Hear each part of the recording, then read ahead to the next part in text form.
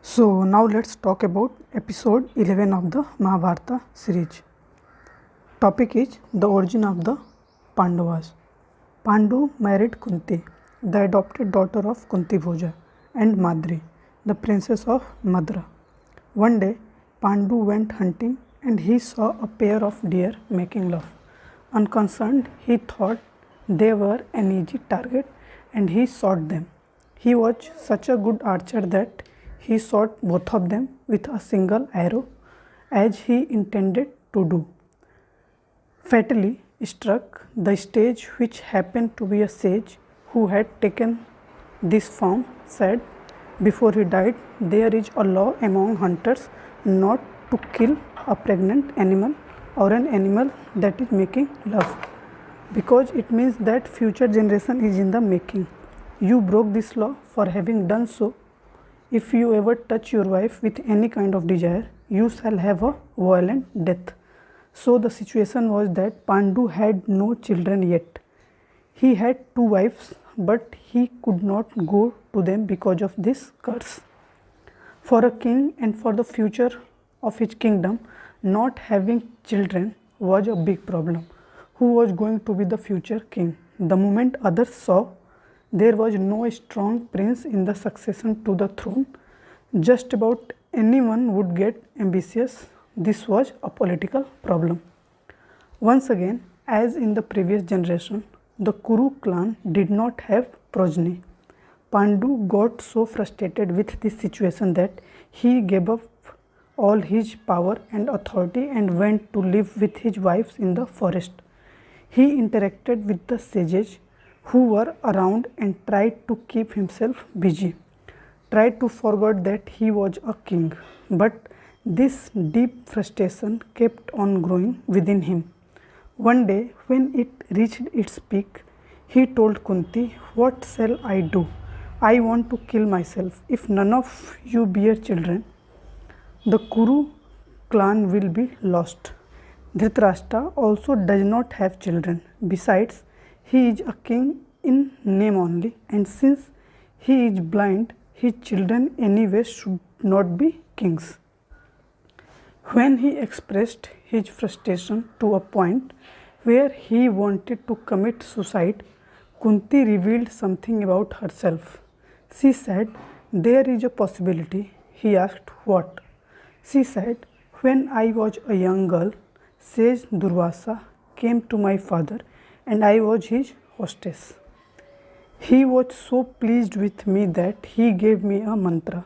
He said, with this mantra, I can call for any god I wish and I can bear his child.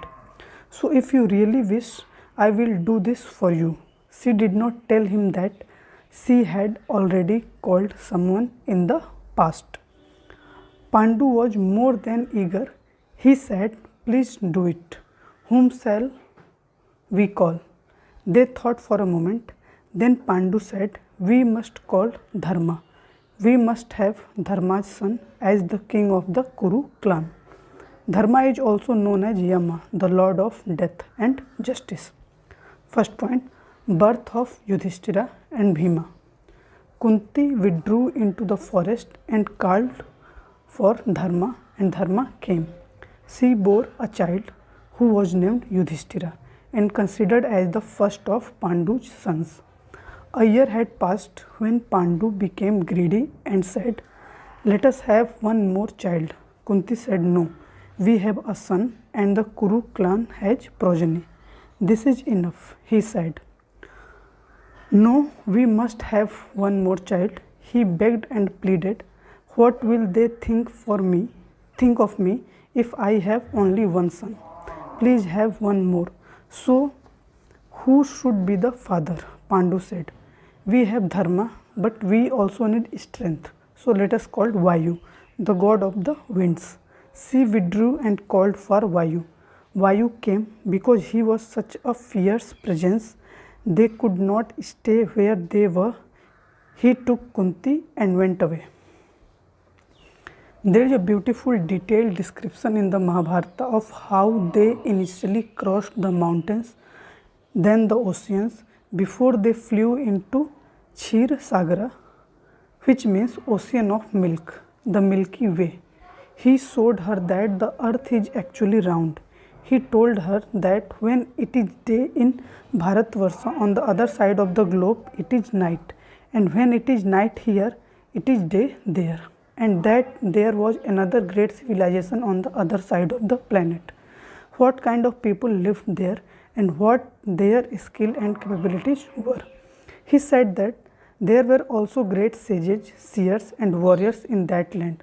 Kunti bore another child, the son of Vayu, Bhima, who, as he grew up, was described as the strongest man in the world.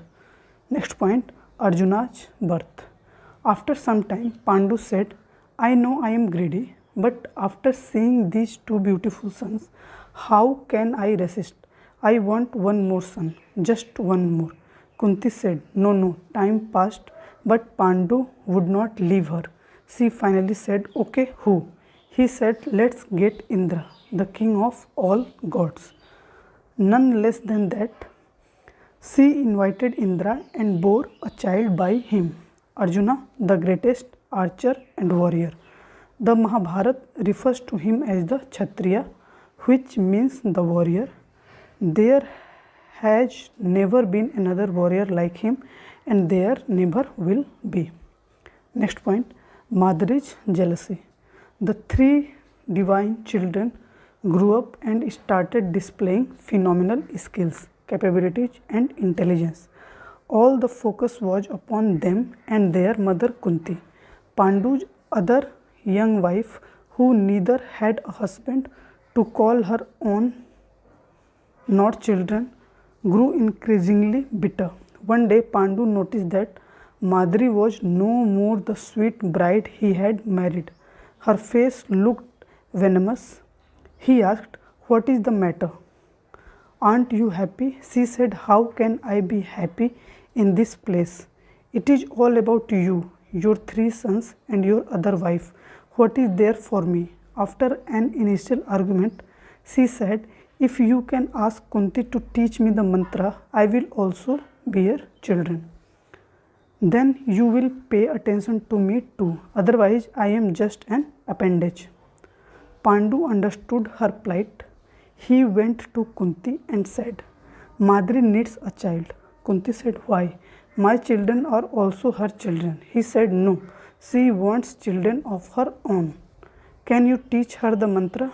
Kunti said, I cannot teach the mantra, but if it is necessary, I will use the mantra and she can call for any god that she wants. She took Madri into a cave in the forest and said, I will use the mantra, think of the god that you want. The young woman was confused. Whom shall I call? Whom shall I call? She thought of the two Aswins, who are not gods but demigods. Aswa means horse.